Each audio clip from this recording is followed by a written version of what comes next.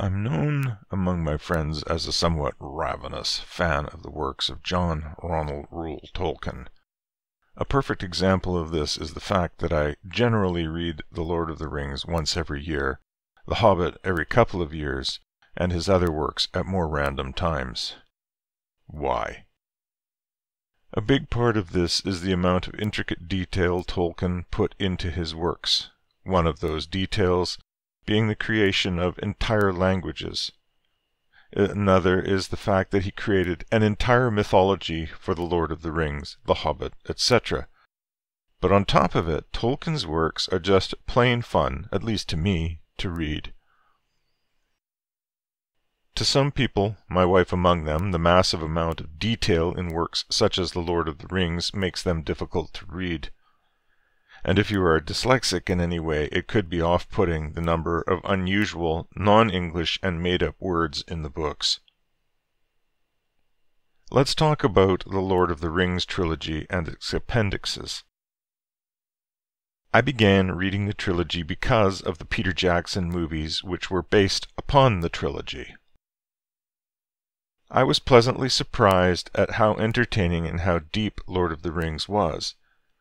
I had seen the Ralph Bakshi animated versions, and they were entertaining and a little weird, though for sure he used some innovative animation techniques, but was not initially inspired enough to read the trilogy until the Jackson movies.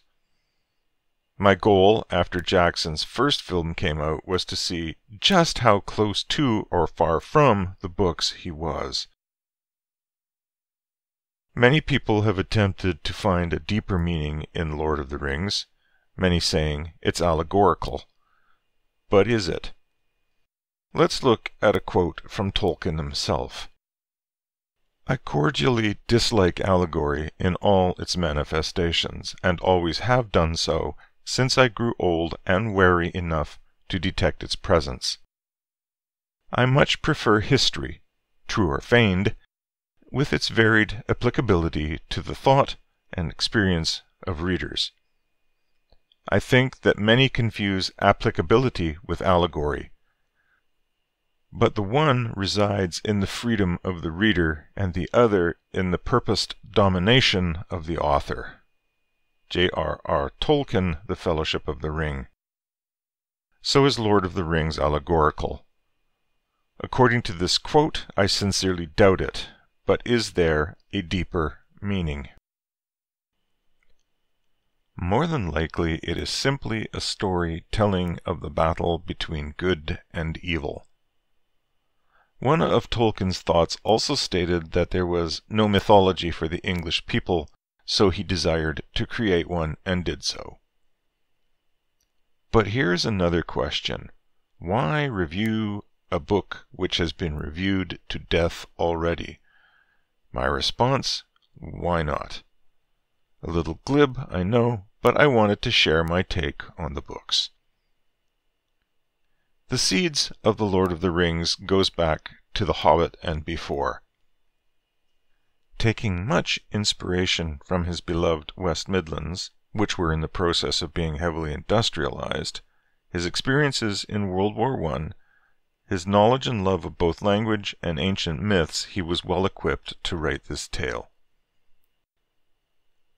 While convalescing from illness contracted while on duty during World War I in Europe, Tolkien began a lifelong work called The Silmarillion, which his son Christopher completed from his father's notes.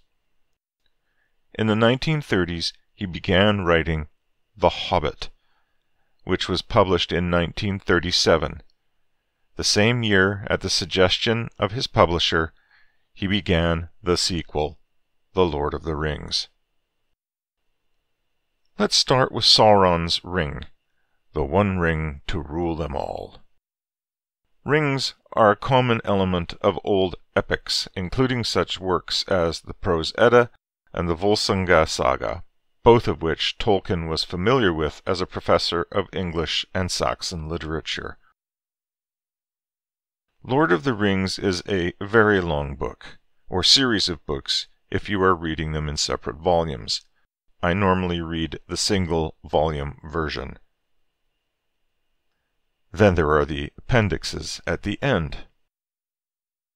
Tolkien's writing style is extremely detailed, and The Lord of the Rings takes this to the extreme. One of the methods he employs here is parallel plot lines, all of which eventually merge by the end of the trilogy. He also employs building tension, then a rest period. What I mean by this can be illustrated in this portion of the story. Frodo, knowing he is in great danger, and that his beloved Shire is as well as long as he stays put, decides to move from the Shire to just outside of Buckland. At least that's the way he announces it.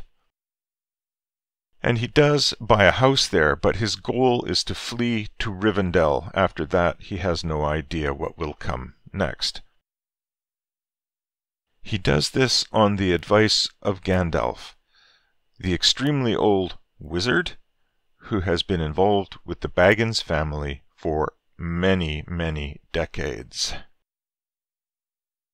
As he and his friends Samwise Gamgee, Sam for short, and Peregrine Took, known as Pippin, slowly meander toward Buckland by a backtrack, they hide from a mysterious rider in black on a black horse.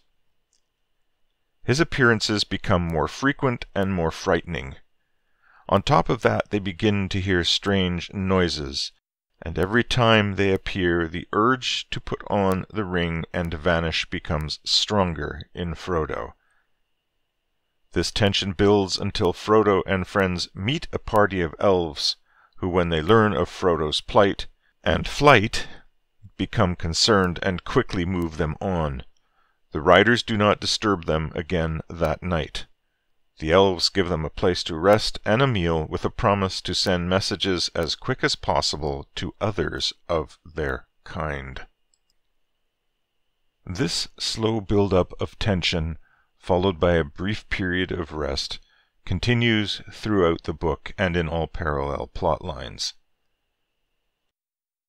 Tolkien's use of language is now somewhat dated and can require concentration, and the appearance of unusual and hard-to-pronounce people and place names can be difficult at times, but aids the mystique of the story. There are also mythologies mixed in which can be difficult to keep straight at times. This is definitely not a quick and easy read. Sometimes a leap to an appendix can clear up a bit of confusion about characters, and reading both The Hobbit, a quicker read, and The Silmarillion, a very difficult drawn-out read, can help in placing characters such as Elrond, Galadriel, and even the true identities of the wizards, or what the backstory to Númenor is. Indeed, reading The Hobbit would give the background to how Frodo, and Bilbo before him, came to possess the One Ring. Reading the Silmarillion would give the background to who Sauron is. Hint, Sauron, Gandalf, and Saruman may just be of the same kind of being. The outcome of The Lord of the Rings was highly satisfying to me, though to see the full end one needs to hit up the appendixes, which tell the tale of the end of all of the major characters, some of them decades after the end of the book. I would highly recommend to anyone who loves a long, intensive fantasy book to read The Lord of the Rings. I think you might just enjoy it.